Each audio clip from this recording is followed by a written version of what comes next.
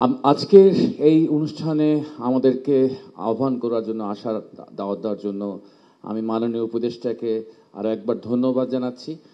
ধন্যবাদ জানিয়ে আমি খুব সংক্ষেপে, যেহেতু বলতে হবে, খুব কাট কিছু কথা বলতে হচ্ছে, ব্যাখ্যার তো দেওয়ার সুযোগ নেই। প্রথমে একটি বিষয় একটু জাতির কাছে ক্লিয়ার করতে হবে। আপনি জাতিকে বলছেন যে জুনে নির্বাচন হলে বড় সংস্কার হবে, ডিসেম্বর হলে ছোট হবে। এই ছোট এবং বড়কে যে একটা সংজ্ঞাটা মানুষ কিন্তু বোঝে না, মানুষ কনফিউশনে ভোগে। 1 নম্বর বিষয়। 2 নম্বর বিষয়, যদি জাতীয় ঐক্যমত্য করতে হয়, সংস্কার জাতীয় ঐক্যমত্য ছাড়া করা সম্ভব নয়। ফলে আমাদেরকে এমনভাবেই বার্তাগুলো বলতে হবে, শুধু মাননীয় উপদেষ্টা না, তার উপদেষ্টা পরিষদে যে সদস্য রয়েছেন তাদেরকে মিডিয়াতে বলেন, সামাজিক মাধ্যমে বলেন, এমনভাবেই কথাবার্তাগুলো বলা দরকার, সচেতন থাকা দরকার, যাতে জাতীয় ঐক্য কোনোভাবে বিনষ্ট না হয়, শান্তি এবং স্থিতি যাতে বিনষ্ট না হয়।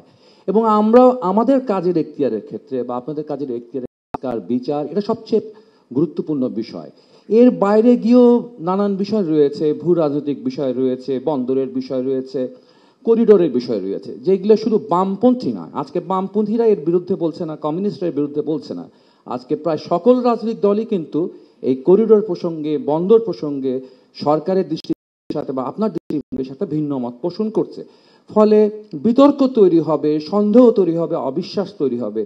এরকম কথা উদ্যোগ থেকে দূরে থাকা প্রয়োজন।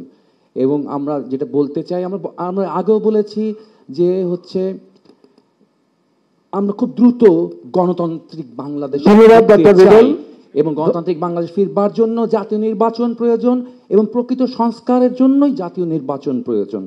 জাতীয় নির্বাচনের জন্য ভালো একটা সংস্কার প্রয়োজন। সবাইকে ধন্যবাদ। ইতিমধ্যেই মাননীয় প্রধান উপদেষ্টা এবং জাতীয় ঐক্যমত্য কমিশনের সহসভাপতি, আইন উপদেষ্টা বেশ কিছু বিষয় আমাদের সামনে সংস্কার ইত্যাদি কর্মসূচির যে অগ্রগতি সেটা জানিয়েছেন। একটা জিনিস তো পরিষ্কার, গণ অভ্যুত্থানের মধ্য দিয়ে আমাদের আকাঙ্ক্ষা যে রাষ্ট্রের কিছু সংস্কার করতে হবে এবং একটা নির্বাচনের মধ্য দিয়ে নির্বাচিত যে জনপ্রতিনিধি তাদের কাছে ক্ষমতা হস্তান্তর করতে হবে। গণ অভ্যুত্থানকালে যারা গণহত্যা সংগঠিত করছে তাদের বিচার কার্যটা দৃশ্যমান করতে হবে, বিচার কার্য সম্পন্ন করতে হবে। নিহত আহতদের ক্ষতিপূরণ, চিকিৎসা, সুচিকিৎসা, এটার বন্দোবস্ত করতে হবে। সেই কাজগুলোর যে অগ্রগতি, সেই অগ্রগতিগুলো কিন্তু দৃশ্যমানতায় নেই। আজকে মাননীয় আইন উপদেষ্টা কিছু বিষয় আমাদের সামনে তুলে ধরলেন। এগুলো শুধুমাত্র আমাদের এই ঘরের মধ্যে বৈঠকের মধ্যেই না, এই বিষয়গুলো আমার মনে হয় যে জাতির সামনেও তুলে ধরা দরকার, যে কী কী কাজ করছি, কতটুকু অগ্রগতি, সেটা জানানো দরকার। আর আমার মনে হয় যে উপদেষ্টা মণ্ডলী ইতিমধ্যেই আসছে, যে উপদেষ্টা মণ্ডলী বা অন্তর্বর্তীকালীন সরকারের পক্ষ থেকে বা সরকারের আমাদের কর্মকর্তাদের পক্ষ থেকে এমন কোনো বক্তব্য বিবৃতি দেওয়া উচিত না যাতে নিরপেক্ষতা নিয়ে প্রশ্ন হয়, একটা বিভাজন তৈরি হয়।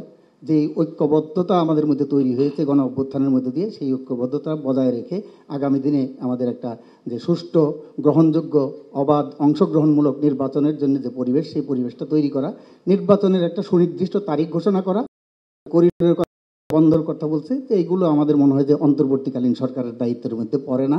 সেই বিষয়গুলো নিয়ে আলোচনার কোনো বিষয় নেই। এগুলো নিয়ে আলোচনা করলে বিতর্ক বাড়বে, বিভাজন বাড়বে। কাজে সেই বিষয়গুলো থেকে দূরে থাকা দরকার।